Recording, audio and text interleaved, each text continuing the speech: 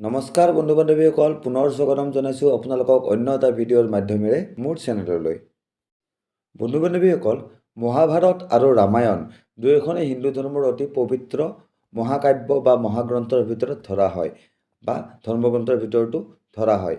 কিন্তু সচৰাচৰ জনমানসত প্ৰচলিত আছে যে মহাভাৰত মানুহৰ ঘৰত ৰাখিব নালাগে বা মহাভাৰতৰ যি পাঠ সম্পূৰ্ণকৈ মানুহৰ ঘৰত কৰিব নালাগে বা বাহিৰত কৰিলেও আধৰুৱাকৈ হ'লেও কৰিব লাগে, এটা পাঠ হ'লেও এৰি দিব লাগে। আৰু ৰামায়ণৰ ক্ষেত্ৰত তেনেকুৱা কোনো ধৰণৰ কথা নাই, ৰামায়ণ মানুহে ঘৰতো ৰাখিব পাৰে। এতিয়া বন্ধুসকল, আমি জানিম যে এনেকুৱা জনমানসত কিয় প্ৰচলিত হৈ আছে যে দুয়োখনে ধৰ্মগ্ৰন্থ হোৱাৰ উপৰিও মহাভাৰত আৰু ৰামায়ণ যিহেতু দুয়োখনে ধৰ্মগ্ৰন্থ, কিন্তু এখনক ঘৰত ৰখাত আমাৰ পুৰণি যি বৃদ্ধ বয়স্ক মানুহ তেখেতসকলে মানা কৰি গৈছে আৰু এখনৰ বিষয়ে তেনেকুৱা কোনো ধৰণৰ মতভেদ বা মতবিৰোধ দেখিবলৈ পোৱা নাই। ৰামায়ণ সকলোৱে ঘৰত ৰাখিবলৈ উপদেশ দি গৈছে, অৰ্থাৎ ৰামায়ণ ঘৰত ৰাখিবলৈ কোৱা হৈছে। ঠিক আছে বন্ধুসকল, মহাভাৰতক এখন হিন্দু ধৰ্মৰ অতি পবিত্ৰ গ্ৰন্থ হিচাপে মানা যায়। এই গ্ৰন্থখনত ধৰ্ম, নীতি, মৰ্যাদা, বিবেক আৰু সদাচাৰৰ শিক্ষা দিয়া হৈছে। কিন্তু তথাপিও জনমানসত এই কথা প্ৰচলিত আছে যে মহাভাৰতখন ঘৰত ৰাখিব নালাগে। সেই সম্পৰ্কে কিয় জনমানসত এই কথা প্ৰচলিত আছে, এতিয়া আমি এই ভিডিঅ'ত আলোচনা কৰিম।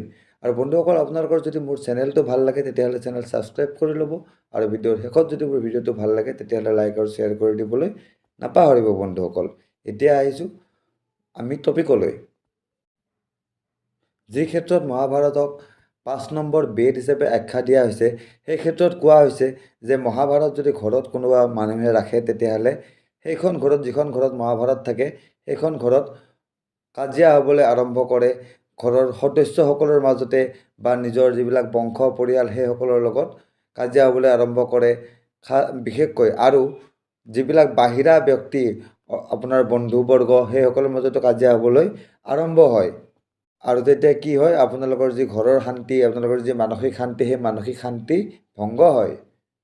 কোনো ব্যক্তিৰ মতে আকৌ মহাভাৰত ঘৰত পাঠ কৰিব নালাগে, ঘৰত পাঠ কৰাৰ পৰিৱৰ্তে ইয়াক বাহিৰত পাঠ কৰিব লাগে। আৰু বাহিৰত পাঠ কৰিলে কোনোবা দেৱ মন্দিৰ নতুবা কোনো নিৰ্জন স্থানত ইয়াৰ পাঠ কৰিব লাগে। আৰু পাঠ কৰিলেও সম্পূৰ্ণকৈ পাঠ কৰিব নালাগে, এটা পৃষ্ঠা হ'লেও এৰি দিবলৈ উপদেশ দিয়া হৈছে। মানে এটা পৃষ্ঠা হ'লেও এৰি দিব লাগে, মহাভাৰতখন সম্পূৰ্ণ পাঠ কৰাৰ পৰা বিৰত থাকিব লাগে।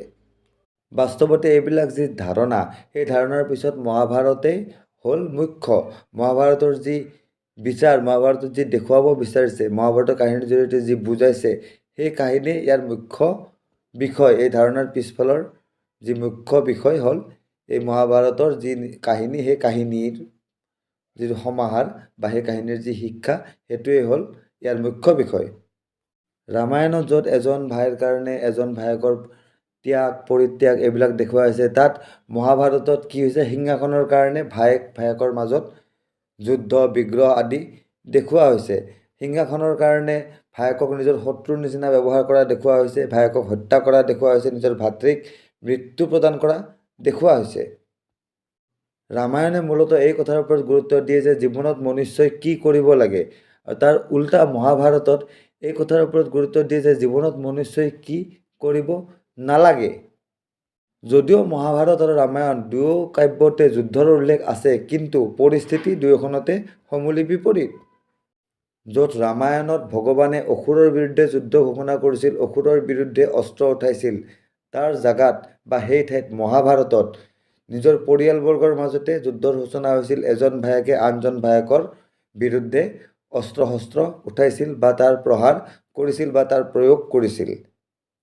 আৰু সেইকাৰণে দুয়োখন গ্ৰন্থও পবিত্ৰ হ'লেও, মহাভাৰত ৰামায়ণ দুয়োখন গ্ৰন্থই যদিও পবিত্ৰ, তাৰে ভিতৰত ৰামায়ণক ঘৰত ৰখাত বিশেষ স্থান দিয়া হৈছে আৰু মহাভাৰতক সেইমতে ঘৰৰ পৰা, পৰিয়ালবৰ্গৰ পৰা দূৰত ৰখাৰ কথা উল্লেখ কৰা হৈছে। তো বন্ধুসকল, আজি ক'লোঁ ৰামায়ণ আৰু মহাভাৰত ঘৰত ৰখা নৰখাৰ ওপৰত জনমানসত প্ৰচলিত কিছুমান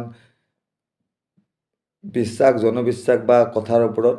ঠিক আছে, আৰু ভিডিঅ'টো কেনেকুৱা লাগিল নিশ্চয় মোক কমেণ্টত জনাব। আৰু যদি মোৰ ভিডিঅ' ভাল লাগিল তেতিয়াহ'লে ভিডিঅ' লাইক আৰু শ্বেয়াৰ নিশ্চয় কৰি দিব। আৰু যিসকল দৰ্শকে এতিয়াও মোৰ চেনেলটো ছাবস্ক্ৰাইব কৰা নাই, তেখেতসকললৈ অনুৰোধ যাতে মোৰ চেনেলটো ছাবস্ক্ৰাইব কৰি লয়, কাৰণ এইখিনি সময়ত মোক আপোনালোকৰ ছাপোৰ্টৰ অশেষ জৰুৰত আছে বা বহুত প্ৰয়োজনীয়তা আছে।